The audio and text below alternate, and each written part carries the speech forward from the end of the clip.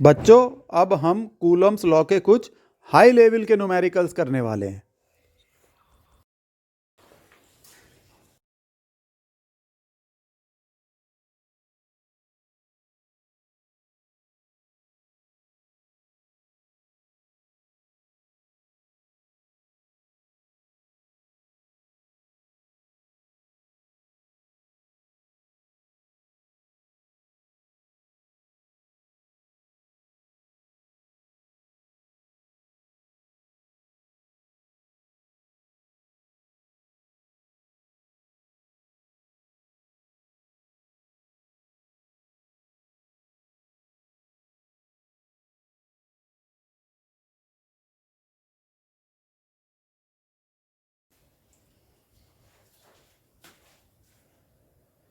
बच्चों, ये न्यूमेरिकल है, इसमें एक डायग्राम है, मैं वो डायग्राम बनाता हूँ।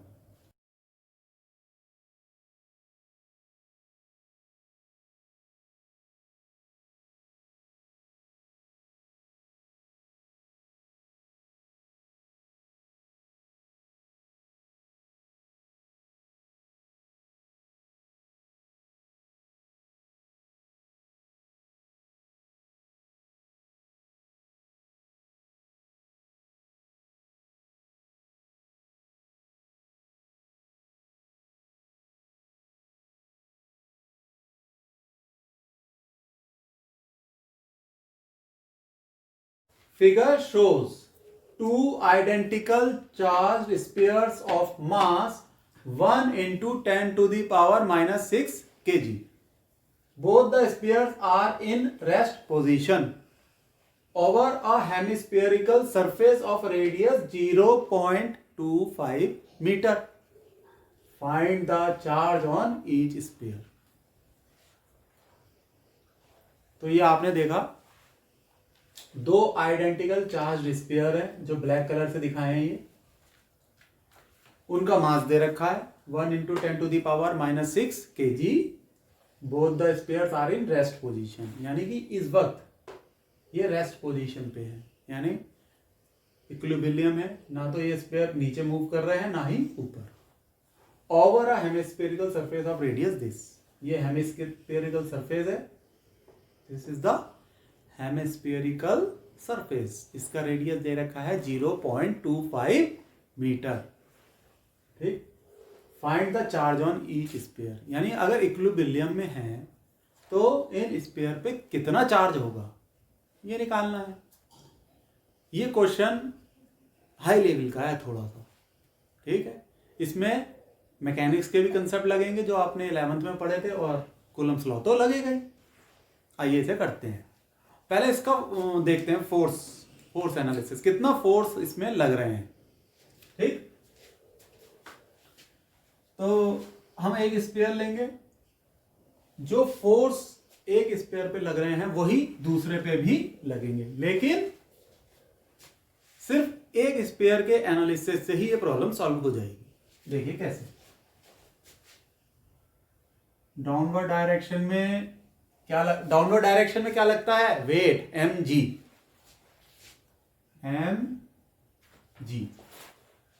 ठीक। स्फेरिकल सरफेस एक नॉर्मल फोर्स लगाएगा, रेड से शो करते हैं, रेड से ये n। Spherical surface, sphere, normal force. बताओ कौन सा फोर्स बचा? Electrostatic force. दोनों चार्ज स्फीयर है, सेम टाइप का चार्ज है, रिपल्सिव नेचर का फोर्स लग रहा है, इलेक्ट्रोस्टैटिक फोर्स Fe। तो कितने फोर्स लगे इसमें? चलो ब्लैक से लिखा जाए ना। देखो Fe, electrostatic force,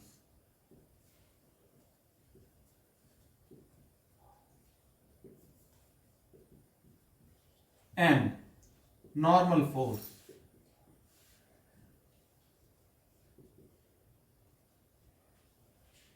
mg weight of sphere. Downward direction में लग रहा है, अब हम करेंगे फोर्स एनालिसिस। ये 60 डिग्री है, ये एंगल भी 60 डिग्री है, it is given. This is 60 degree, this is 60 degree, तो ये एंगल कितना होगा? Obviously 60 degree. It means this is a equilateral triangle. Equilateral triangle है ये। इक्विलैटरल ट्रायंगल का अर्थ क्या है? ये तीनों साइड्स इक्वल हैं। ये रेडियस है इस हेमिस्फेरिकल सरफेस की, दे रखा है 0.25 मीटर इसकी वैल्यू। ये भी रेडियस है 0.25 मीटर, तो ये दूरी कितनी हुई? ये भी 0.25 मीटर है, राइट? गुड, आप समझ गए। अब ये है n, इसका ये कंपोनेंट क्या होगा? n cos 60। ये कंपोनेंट कितना होगा? n sin 60। हॉरिजॉन्टल और वर्टिकल कंपोनेंट में ब्रेक कर लिया। एक बात बता दूं आपको, एक कंसेप्ट छोटा सा। मान लीजिए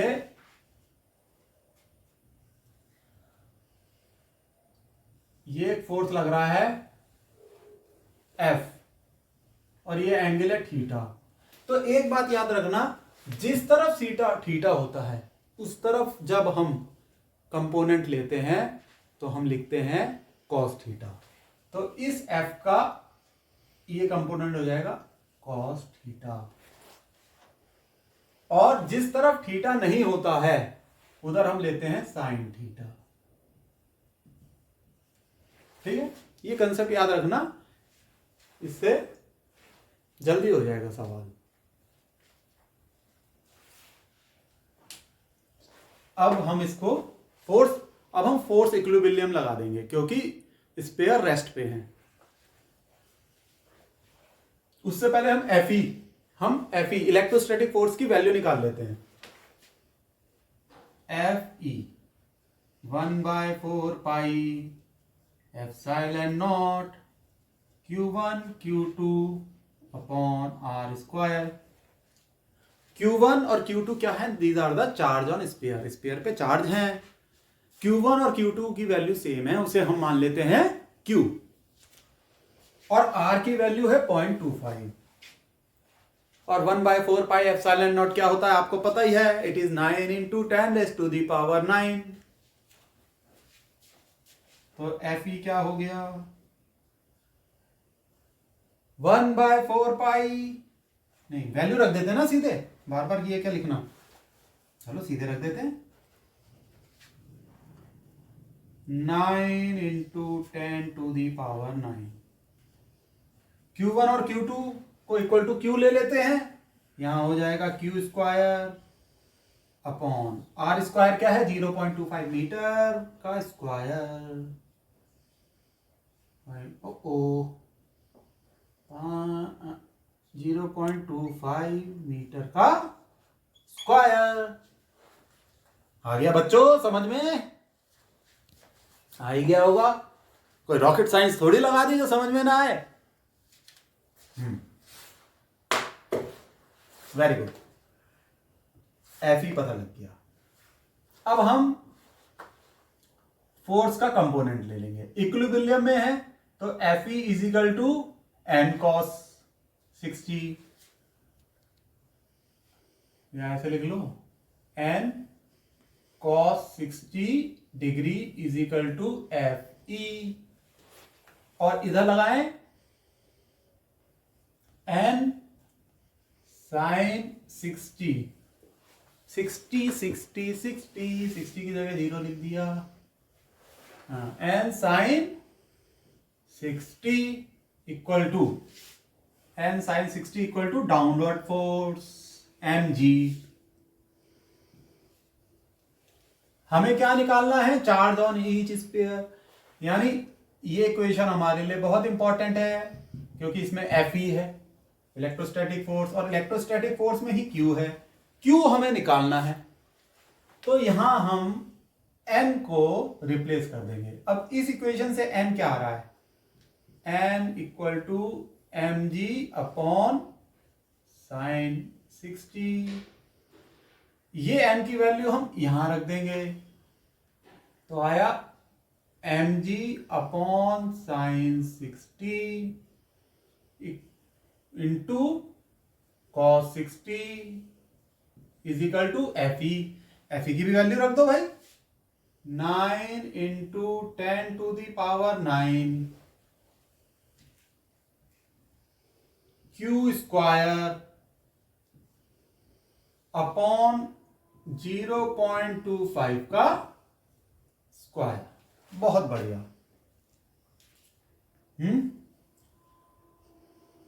m 1 into 10 to the power -60, g 9.8 रख देते हैं value, 1 into 10 to the power -6 kg multiplied by 9.8।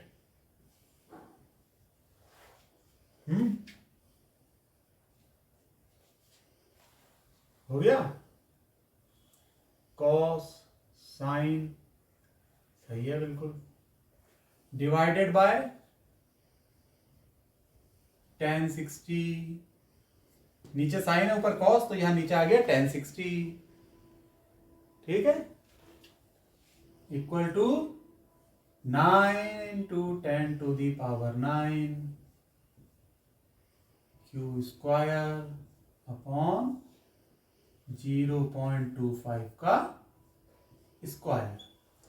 1060 की वैल्यू आपको पता है,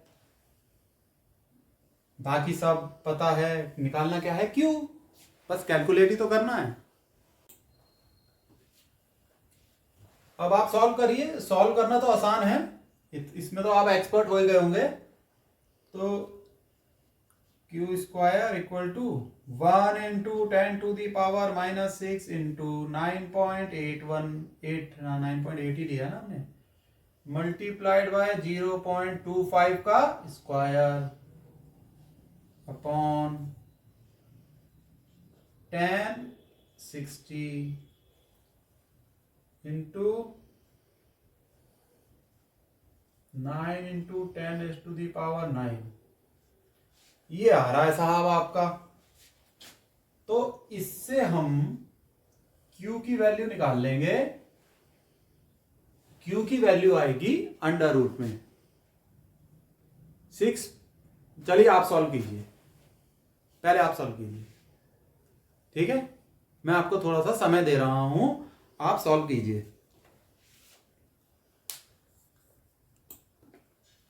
तो कैलकुलेट करके आया 6.3, मैं आपको to the power 6.3 into 10 to the power -9 coulomb. ये आपका फाइनल आंसर आ गया। This is the charge on the spheres. बहुत अच्छा क्वेश्चन है, थोड़ा हाई लेवल का है, राइट। प्रैक्टिस करो इसकी। नेक्स्ट क्वेश्चन लिखते हैं।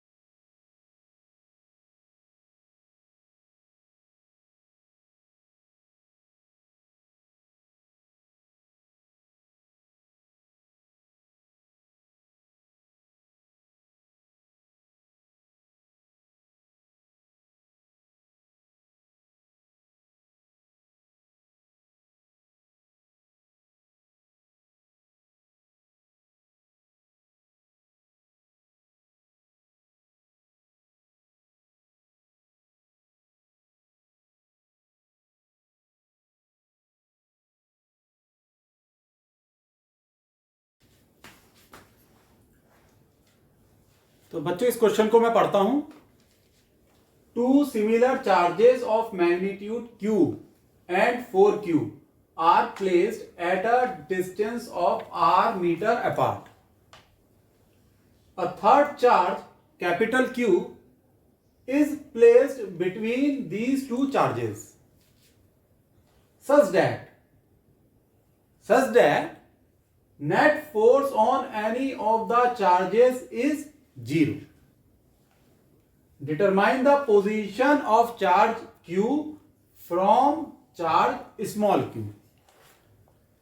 तो आपको कैपिटल Q की पोजीशन निकालनी है, और कैपिटल Q कहां रखा गया है? बीच में कहीं रखा गया है, स्मॉल q और 4q के बीच में रखा गया है। पहले स्मॉल q और 4q के बीच में रखा गया है। पहले मैं आपको डायग्राम बना के दिखाता हूं। चलिए बोर्ड को दो पार्ट्स में डिवाइड कर लेते हैं। इससे पहले मैं आपको एडवाइस करूंगा, देखिए मैं बोर्ड के आगे से हट रहा हूं, आप इस क्वेश्चन को ध्यान से पढ़ें, स्क्रीन को पॉज करें और खुद सॉल्व करने की कोशिश करें न्यूमेरिकल को। ठीक है, मैं इंतजार नहीं कर सकता आपके सॉल्व करने का, क्योंकि फिर वीडियो बहुत लंबा हो जाएगा। मैं सॉल्व करने जा रहा हूं, लेकिन आप वीडियो पॉज कर लें। जब मैं सॉल्व कर लूं फिर सॉल्यूशन देखना अपने सॉल्व करने के बाद।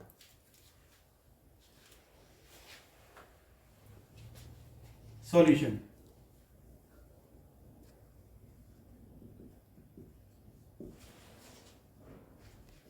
पहले डायग्राम बना लेते हैं।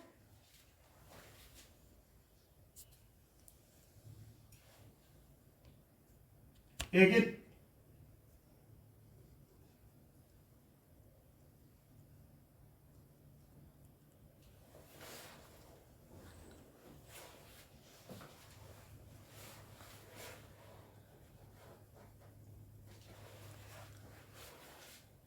ये है चार्ज Q और उसके बाद ये 4Q, इन दोनों के बीच की दूरी है R। इसी लाइन पर कहीं एक चार्ज रखा गया है कैपिटल Q, और वो चार्ज इस तरीके से रखा गया है कि जो नेट फोर्स है तीनों चार्जेस पे इट इज 0, वो 0 है, यानी कि सिस्टम इक्विलिब्रियम में है। नेट फोर्स हर चार्ज पे 0 है। अब हम मानते हैं कि कैपिटल Q x डिस्टेंस की दूरी पे रखा गया है स्मॉल q से, तो ये दूरी हो गई आपकी x। देखिए ये x, तो ये डिस्टेंस कितना हुआ 4q से r माइनस x, राइट। देखिए डायग्राम को ध्यान से, दिख रहा है डायग्राम आपको? ठीक है, वेरी गुड। अब हम मान लेते हैं ये सारे चार्ज पॉजिटिव नेचर के हैं।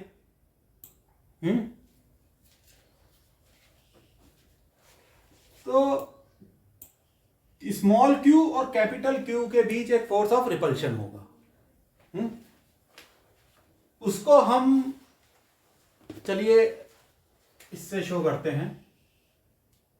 स्मॉल q पे एक फोर्स लग रहा है F1, ये है force of repulsion on capital Q due to small q।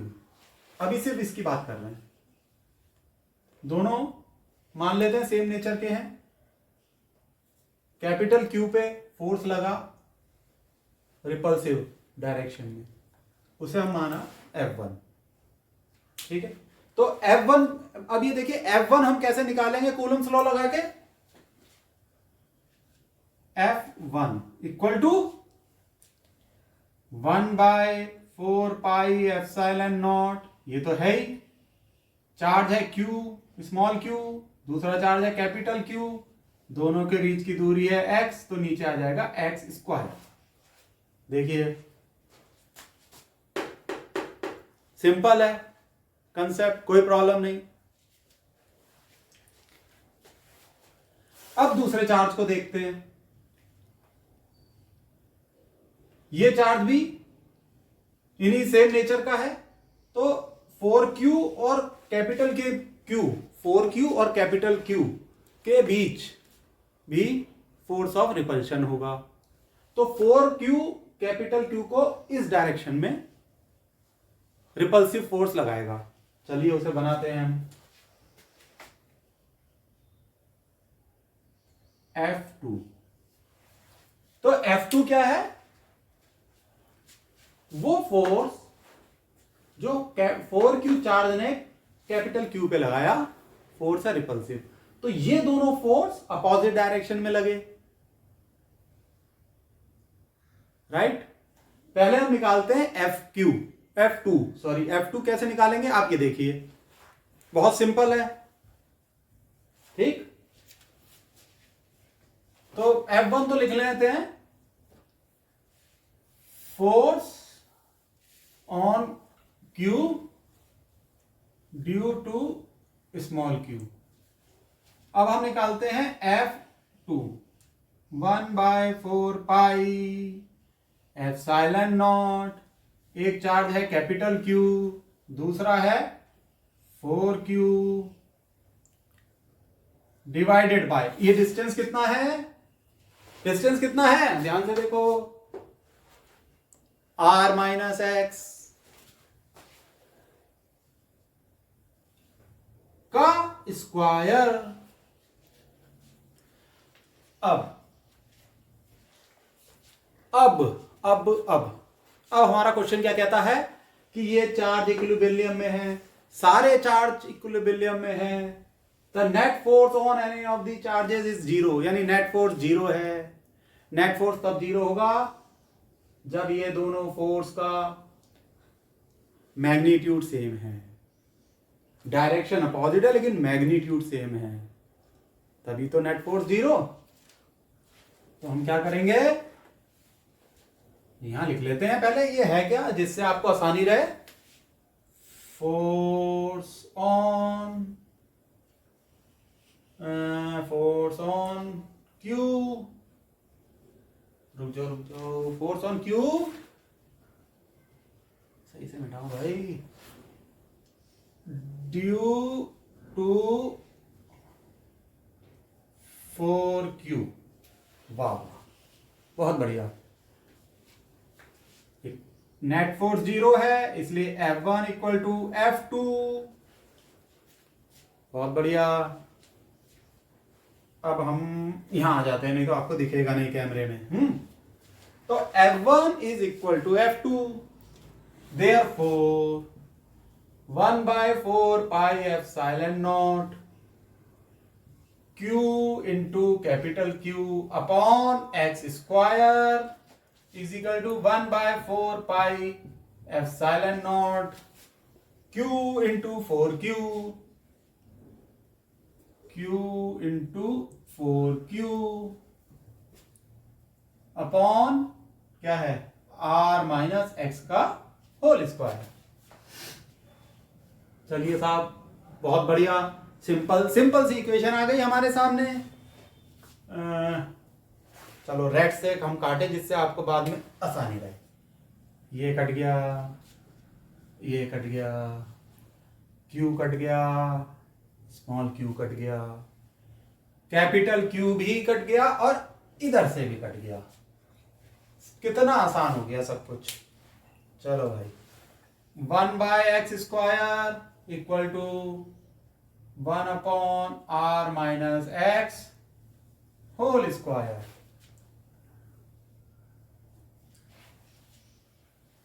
Solve कर लेते हैं।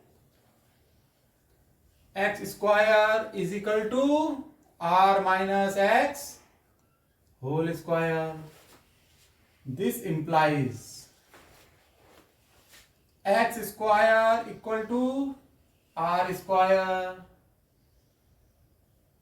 Plus x square minus 2r x।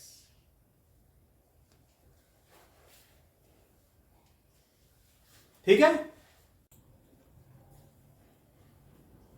कुछ गड़बड़ लग रही है। यहां पे 4 लिखना भूल गए बच्चों। ये 4 ये थोड़ी कटा है अभी। ऐसी मिस्टेक एग्जाम में बहुत होती है। भाई देखो टीचर मिस्टेक करे तो चल जाता है, लेकिन स्टूडेंट मिस्टेक करे तो मार्क्स कट जाते हैं। ठीक है, तो चलो, तो ये जो है इधर ऐसे मल्टीप्लाई हो जाएगा, तो यहां आ जाएगा 4x square. This implies that 4x square. चलो ध्यान से देखो, 4 राइट। अब सॉल्व करते हैं। 4x स्क्वायर इधर आगे 3x square plus 2rx minus, तो ये हो जाएगा 3x square plus 2rx minus r square is equal to 0। वाह देखो, ये एक क्वाड्रेटिक इक्वेशन बन गई। हमने पढ़ा था इसका सॉल्यूशन क्या होता है, वैल्यू निकालनी है x की, तो x क्या है, minus b plus minus under root b square minus 4ac upon 2a, पढ़ा ही होगा। चलो साहब, तो x is equal to minus b plus minus under root b square minus 4ac upon 2a। ये है साहब तरीका निकालने का। लिख लेते हैं। a क्या है, a क्या होता है, एक्स स्क्वायर का कोफिशिएंट यानी 3। b क्या होता है, x का कोफिशिएंट 2r। c क्या होता है, कांस्टेंट टर्म माइनस का r square. c is minus r square, right. Very good, very good sir, very good. अब आप वैल्यू रखिए, माइनस का 2r plus minus under root b square means 4r square minus 4ac minus 4 into 3 into minus का r square, 4 into 3 into minus का r square. दिख रहा है बच्चों ये? हाँ, आप ही से पूछ रहा हूं भाई, जो वीडियो देख रहे हो, मेरे आगे कोई बच्चा नहीं बैठा हुआ। 2a, अरे भाई a की भी तो वैल्यू लिखो। लो साहब, a की वैल्यू लिख देते हैं, 2 इंटू 3। अब रिलेशन क्या रह गई, x और r में रह गई बस। अब देखो बड़े मजे से सॉल्व होगा। x equal to minus 2r plus minus, अब अंडर रूट देखो, 4r square minus minus plus हो गया, प्लस 12r स्क्वायर, तो 4r square plus 12r square is under root 16r square.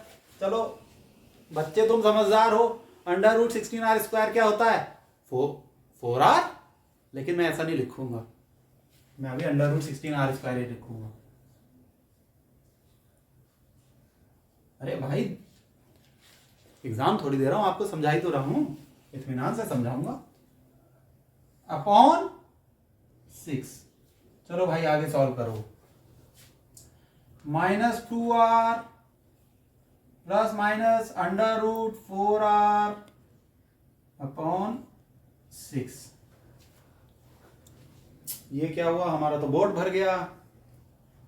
चलिए आगे सॉल्व करते हैं। अब देखो x की दो वैल्यू आएंगे बच्चों, कितनी वैल्यू आएंगी, दो, एक प्लस साइन से और एक माइनस साइन से। चलो निकालते हैं x की पहली वैल्यू। चलो अब कहां लिखें, यहां लिखते हैं, यहां लिख देते हैं। तो ये तो आप लेके चल ही रहे थे, f1 इक्वल टू f2। अब यहां एक लाइन खींच दो और अब हम ऐसे आ जाते हैं, ऐसे, ठीक। तो x इक्वल टू प्लस वाली वैल्यू लोगे, -2r प्लस 4r अपॉन 6। तो -2r प्लस 4r कितना होता है? 2r upon 6। एक वैल्यू कितनी हो गई? 2r upon 6। 2r upon 6। दूसरी वैल्यू क्या हो गई? माइनस साइन ले लो। -2r -4r अपॉन 6 यानी -6r अपॉन 6। चलिए साहब, बहुत बढ़िया, दो वैल्यू आ गई। तो यहां अब देखिए, अब वो दो वैल्यू क्या है? एक r/3 और एक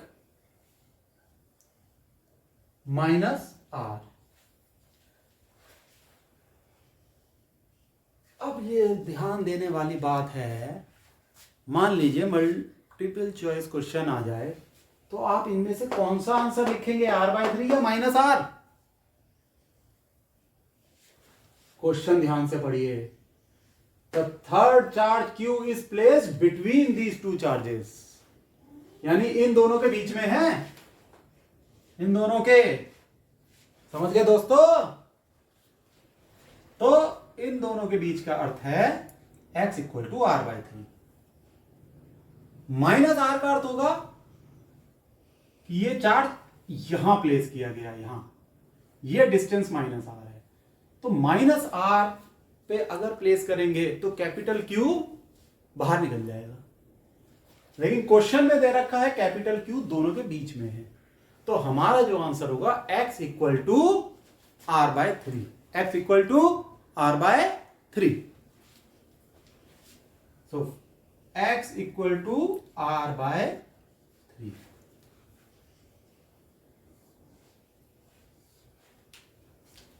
आंसर है ना मजेदार क्वेश्चन? फिर से देखो, फिर से करो, बड़ा अच्छा क्वेश्चन है, राइट?